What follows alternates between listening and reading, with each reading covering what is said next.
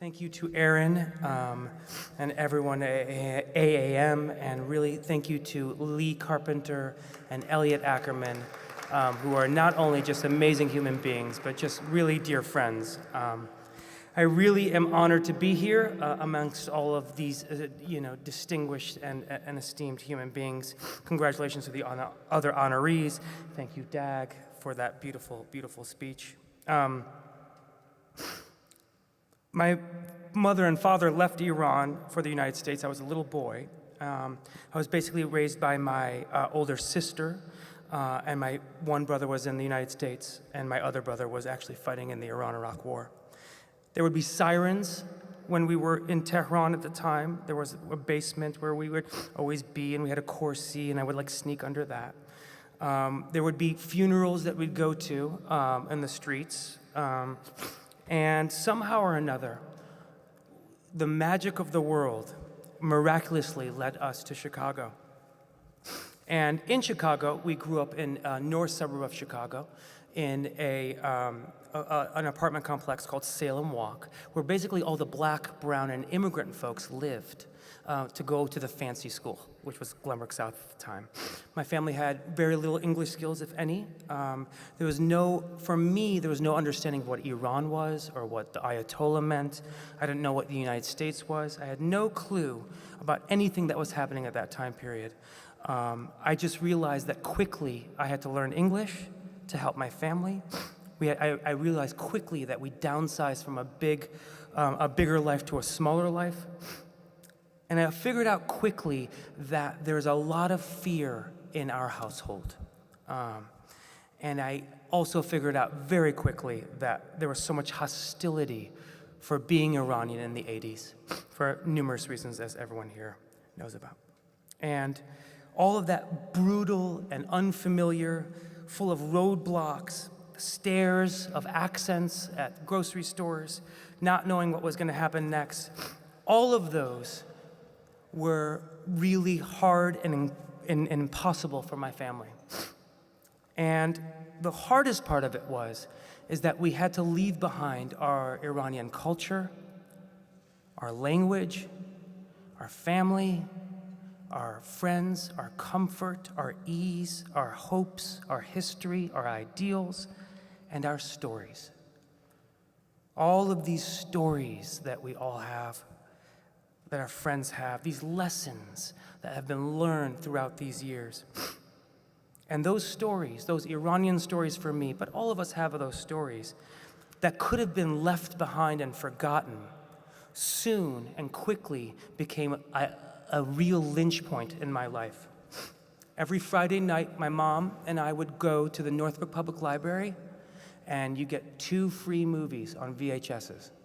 And you'd go in there, and your hope as a young boy is that there'd be something that just was in the movie theater. But at the Northbrook Public Library, the movies are about 20 or 30 years old. And so I'd get there looking for anything that wasn't in black and white. And I would go, and eventually my mom would come and have a couple of movies. And those movies were the movies that she recognized and she knew when she was younger. Movies like It's a Mad, Mad, Mad, Mad World, movies like Charlie Chaplin, we watched Hitchcock. And when we got home, we would put these in, and sometimes even watch in between a movie or two some reruns of I Love Lucy. And subconsciously what was happening is I was watching my mother and my father and my family be really moved by these incredible stories that kind of united us. Shows like John Ritter and Three's Company that they understood and realized. And subconsciously, I went into my bedroom and tried to mimic that. I felt subconsciously that this is a way to maybe relieve some of the tensions that was in our life at that time. And so I did it, and I did it, and I did it.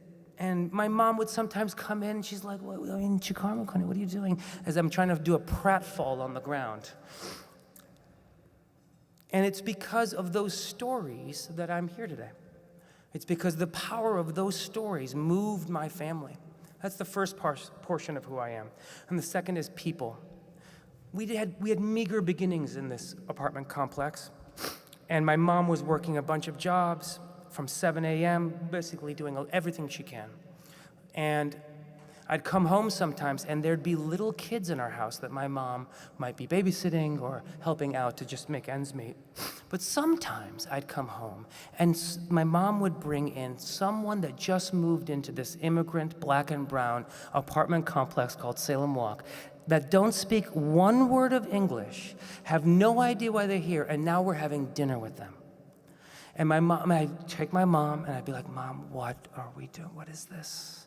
And she's like, they just moved in here. I was like, I know, but Mom, why do we? And my mom would do that over and over and over again. She did it with every other group that came in, and we'd have these dinners with random people that I'd never see again. It's because my mom cared, and Iranians care about people. Stories and people. I think I was born on this earth to be the conduit of those two things. That's why I co-founded Waterwell, an organization that works along communities, that educates the youth in New York City and abroad, and also makes productions that matter. Crazily enough, I know someone from the IRC is here, Mr. George Biddle, tomorrow at the Council on Foreign Relations. The Council on Foreign Relations and IRC has hired Waterwell, this nonprofit that just celebrated 20 years, to create a show. Thank you very much. I'm being called off. I'll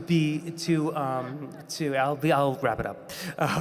But the last piece is that tomorrow at the Council on Foreign Relations, we are working along the IRC for Waterwell to make a show about refugee resettlement and the Welcome Corps here in the United States.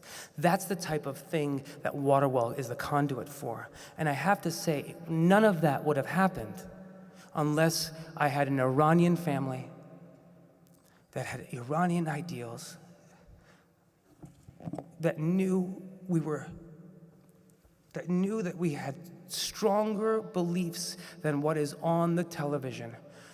And I think this honor is a real meaningful one to me, because I think I dedicated my life, just like the AAM, to stories and people. I really appreciate this. This means the world to me.